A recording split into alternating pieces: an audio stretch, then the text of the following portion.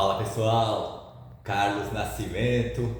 Hoje a gente vai falar sobre ITBI, Escritura Pública e Registro de Imóvel. O que é tudo isso? É necessário em toda transação de venda e compra? Quanto custa? Vamos falar sobre isso, lembrando, sem juridiquês. Vambora! Então vamos lá. Sempre que se for fazer uma venda e compra de imóvel, são necessários 3 passos, tá? No mínimo. Recolhimento de TBI, lavratura de escritura pública de imóvel e registro da escritura, certo? Já adianto que, via de regra, todos esses custos são pagos pelo comprador, certo? Então, qual que é o passo a passo? É o seguinte: o vendedor e o comprador começam a negociar e chegam a um acordo. Quanto vai ser? 500 mil? 500 mil, perfeito. Você vende? Eu vendo. Você paga? Eu pago. Então o que eles fazem? Vão até um tabelionato de notas, para que seja lavrada uma escritura pública de venda e compra. O que é a escritura pública de venda e compra? É um contrato público, tá bom? Eu tenho um vídeo no canal aqui explicando sobre isso. É um contrato público onde qualquer um vai poder saber que vendedor e comprador fizeram aquela negociação, certo? É disponível ao público, dá para ver, diferente de um contrato de gaveta, onde ninguém sabe o que foi negociado, certo? Então eles vão até o cartório e pedem para lavrar essa escritura pública. O cartório, o tabelionato de notas, né? Esse cartório é conhecido por tabelionato de notas. Ele vai falar assim, antes de lavrar essa escritura, para que eu diga que vocês fizeram essa negociação, vocês precisam recolher o imposto de transmissão sobre bens imóveis, que é o ITBI, certo? Então, o próprio cartório vai ali já gerar uma guia, gerar um boleto para que o comprador pague esse imposto para o município. Esse imposto é municipal.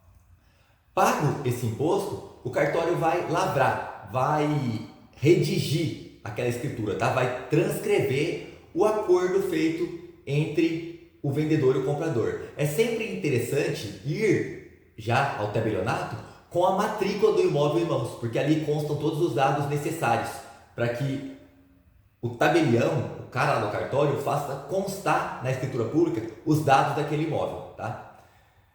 Feita essa escritura pública, o tabelião, o tabelionato, vamos dizer assim, vai fornecer uma cópia dessa escritura para o comprador. Essa cópia é chamada de traslado, tá? Por que uma cópia? Porque a escritura original ela fica arquivada no cartório.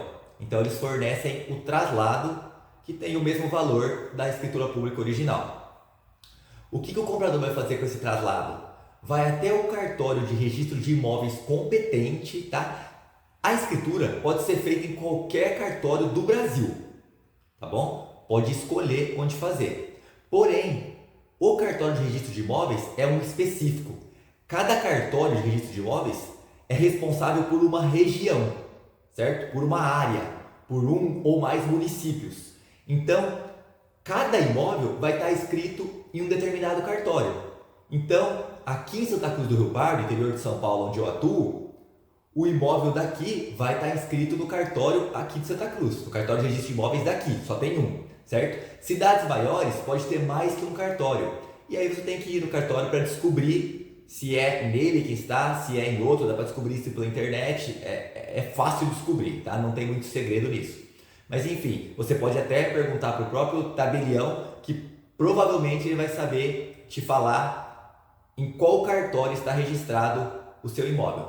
Então você pega esse traslado da escritura e leva até o cartório de registro de imóveis e vai pedir para eles registrarem essa escritura na matrícula do imóvel. A matrícula, eu também já expliquei em vídeos aqui do canal, ela é um documento, é como se fosse a certidão de nascimento do imóvel. Lá fala como ele foi criado, quando ele surgiu, quem vendeu para quem, se era um lote, se foi edificado uma casa ali, se foi edificado um prédio, se permanece sendo um lote. Ali tem todo o histórico do imóvel, pelo menos em tese, deveria ter, tá? Então ele vai registrar aquela escritura e falar assim, era do José, só que tá aqui uma escritura, chegou aqui uma escritura que o João me trouxe dizendo que ele comprou do José. Então agora vai ficar lá na matrícula do imóvel que ele não pertence mais ao José, mas sim ao João. E daí, de fato, o comprador, o João nesse caso, se torna verdadeiramente proprietário do imóvel, tá? Após concluído esses 3 passos. Pode haver uma pequena variação nisso que eu estou falando, de um local para o outro, tá bom? Porque cada cartório, cada município tem o seu costume, então às vezes existe uma pequena variação, às vezes não é o cartório que vai emitir a guia do ITBI, por exemplo, você vai ter que emitir antes na prefeitura, mas enfim, isso são coisas básicas e que o próprio tabelionato vai deixar bem claro. Às vezes eu troco aqui, eu falo cartório e falo tabelionato, é porque a gente fala cartório de notas ou tabelionato de notas, tá bom? O correto mesmo é tabelionato de notas. E o outro é o cartório de registro de imóveis, certo? Bom, Carlos, e quanto ao valor?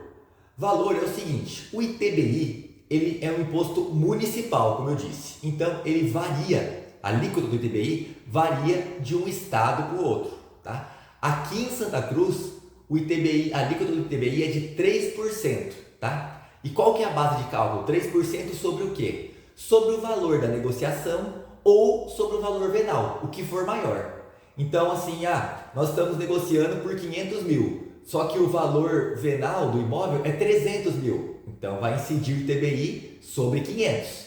Nós estamos negociando por 500, mas o valor venal é 700, então o ITBI vai incidir sobre 700. É assim que funciona aqui, tá bom? Isso também existe uma pequena variação de um local para o outro, mas em regra é o maior valor, tá bom? Que é considerado. Valor da escritura e do registro varia de estado para estado. Quanto maior o valor do imóvel, maior o valor da escritura pública no tabelionato de notas e maior o valor do registro no cartório de registro de imóveis, certo? Existe uma tabela estadual, tabela de emolumentos para cada cartório, onde vai constar lá qual que é o valor. Então, um exemplo aqui, tá? Vou jogar um valor qualquer. De um imóvel que custa de 0 até 50 mil, a escritura vai sair R$500. Um imóvel que custa de 50 mil e 1 centavo até 100 mil, a escritura será 700. E por aí vai. A mesma lógica segue o cartório de registro de imóveis, tá bom? Para a questão do registro. Eu falei aqui sobre o básico, tá? Sobre ITBI, escritura pública e registro.